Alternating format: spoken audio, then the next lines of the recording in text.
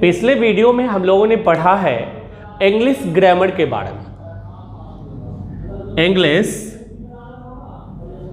Grammar के बारे में, मतलब इंग्लिश ग्रामर है क्या, इंग्लिश ग्रामर कहते किसको, अंग्रेजी व्याकरण क्या है। तो ऑलरेडी हम लोग पढ़ चुके हैं व्हाट इज इंग्लिश ग्रामर, अंग्रेजी व्याकरण क्या। आज हम अभी पढ़ेंगे kinds of English grammar. English grammar के कितने भेद, इसके काइंड्स कौन कौन से, क्या पढ़ना है, काइंड्स ऑफ इंग्लिश ग्रामर। इस वीडियो को आप एकदम प्यार से देखिए, अच्छे से पढ़िए। अगर बेसिक कंसेप्ट सीखना चाहते हैं तो एकदम प्यार से, बिल्कुल भी धड़बड़ाने की जरूरत नहीं है, फास्ट होने की जरूरत नहीं है। There are 5 kinds of English grammar. English grammar के कितने काइंड्स हैं?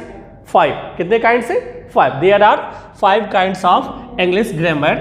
First is orthography, first is orthography. Second etymology, etymology, etymology. And third is syntax. फर्स्ट क्या है?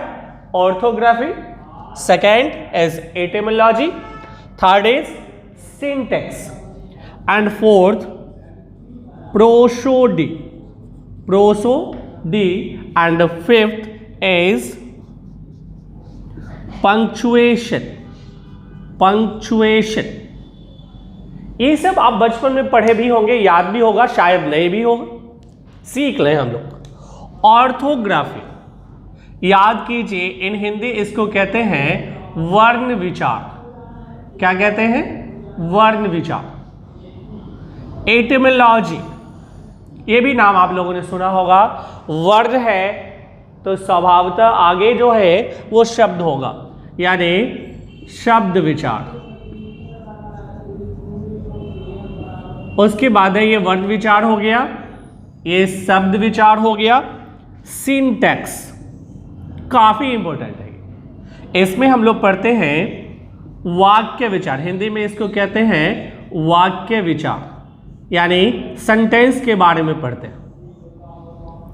प्रोसोडी, फोर्थ क्या है? प्रोसोडी।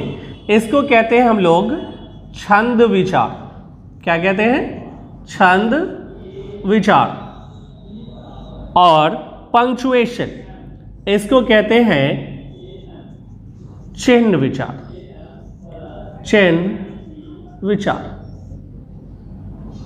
ये है काइंड्स ऑफ इंग्लिश ग्रामर। अब हम लोग देखते हैं कि रियलिटी में पढ़ते क्या। अगर आप देखें जनरली तो अब जो है मुख्य रूप से हम लोग यही 3 पढ़ते हैं, आपका ऑर्थोग्राफी, एटिमोलॉजी एंड सिंटैक्स।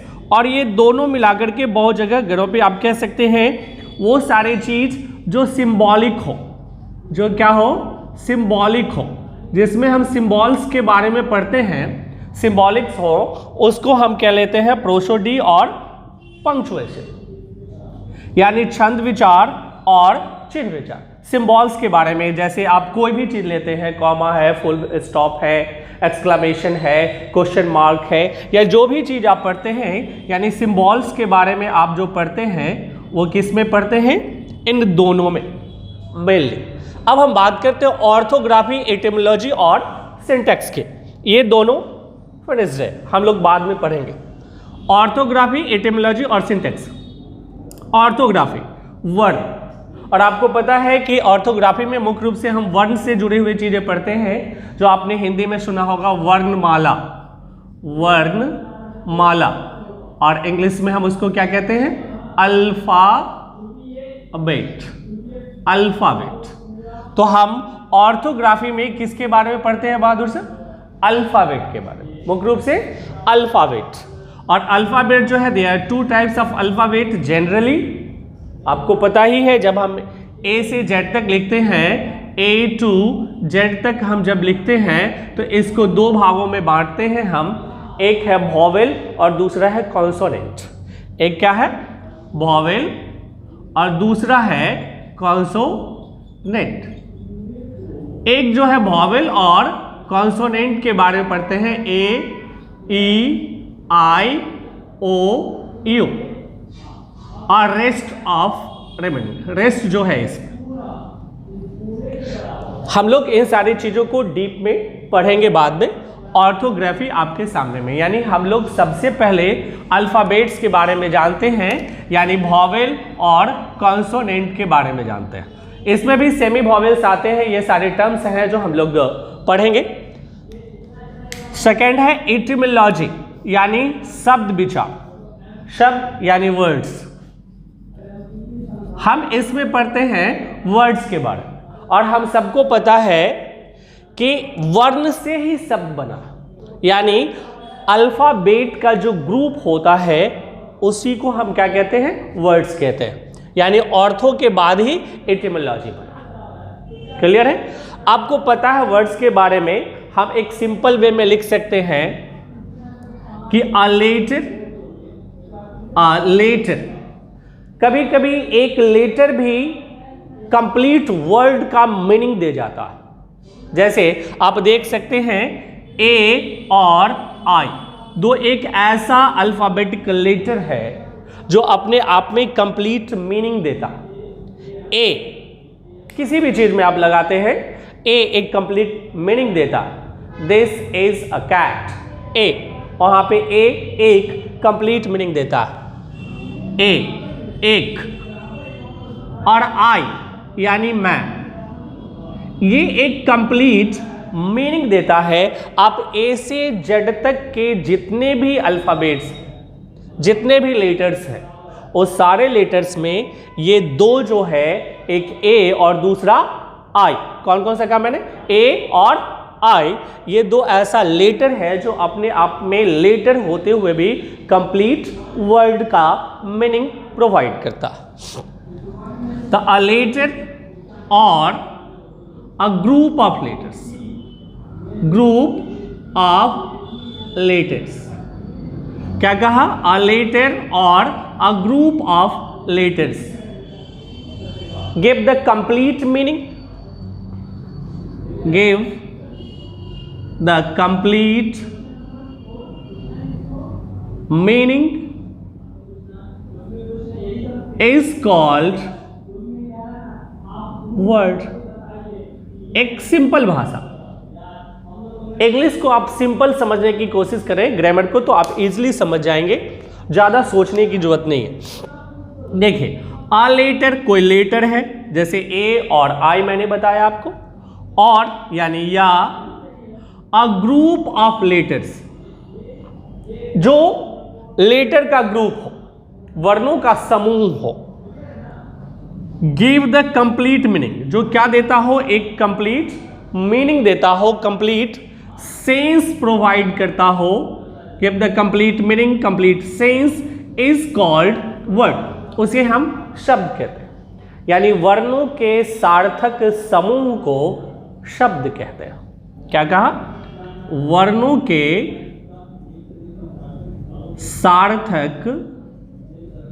सार्थक समूह को शब्द कहते हैं, शब्द कहते हैं।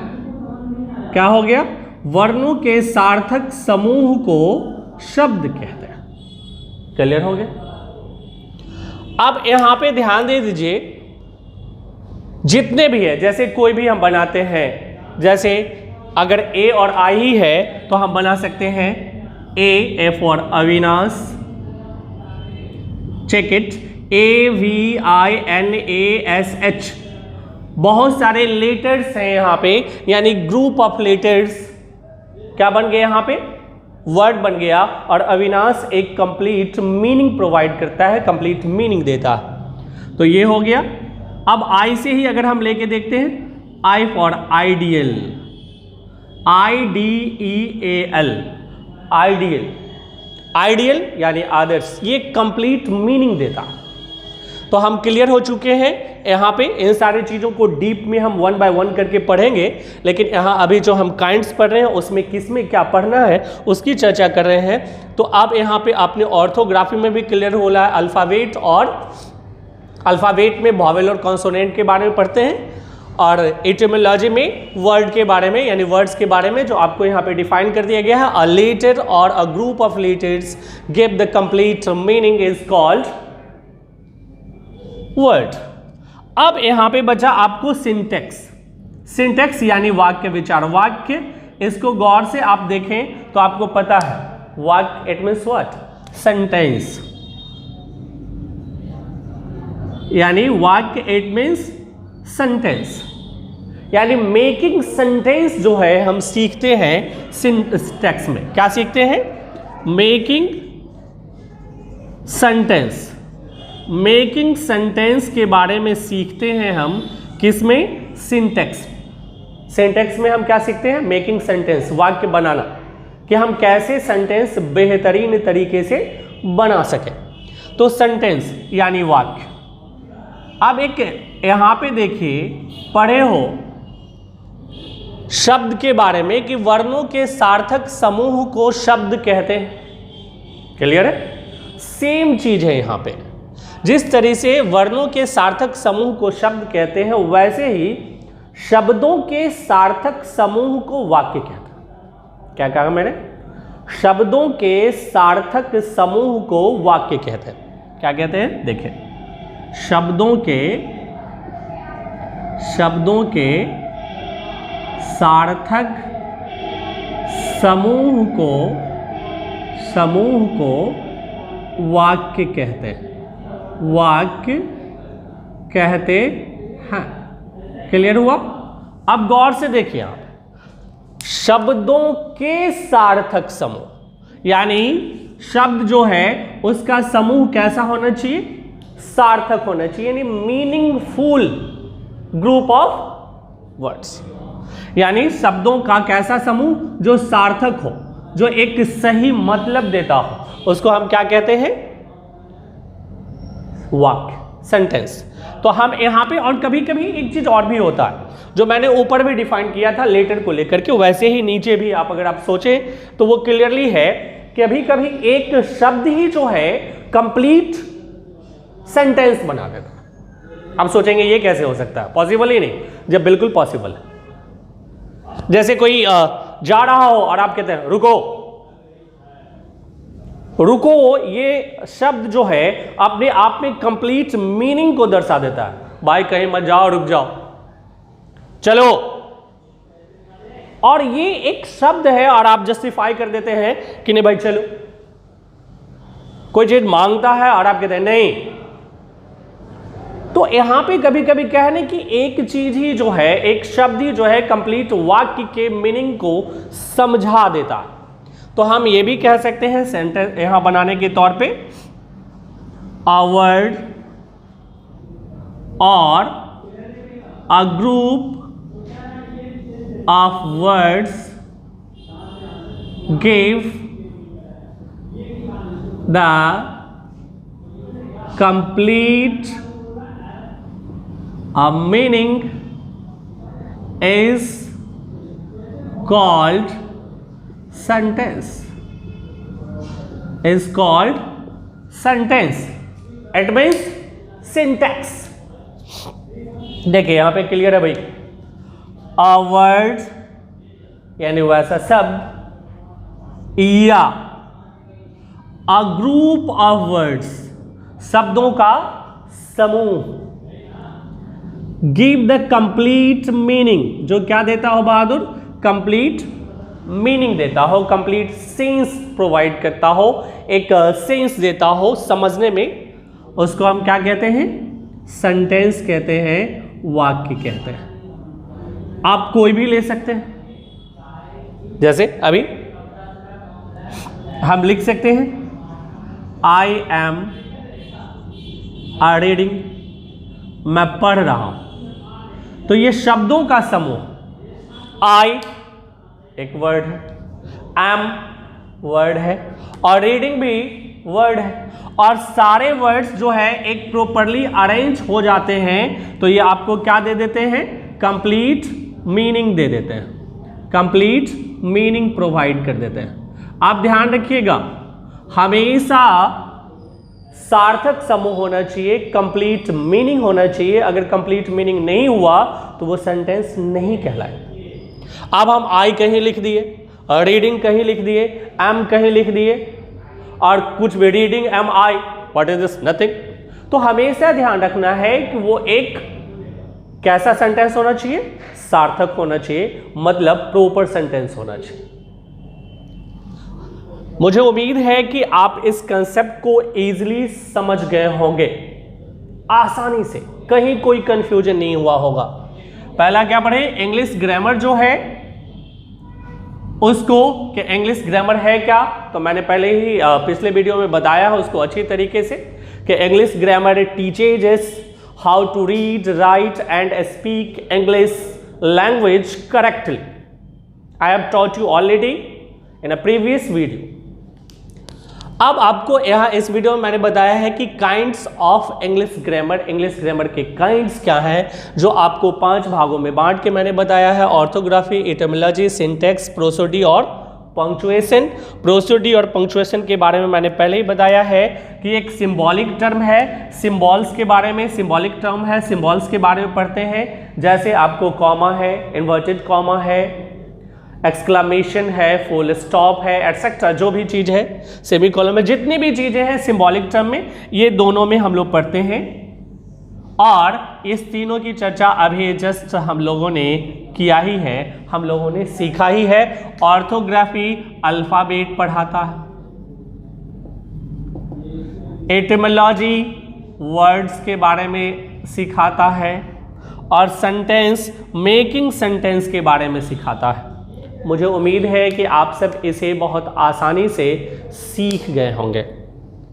Thank you.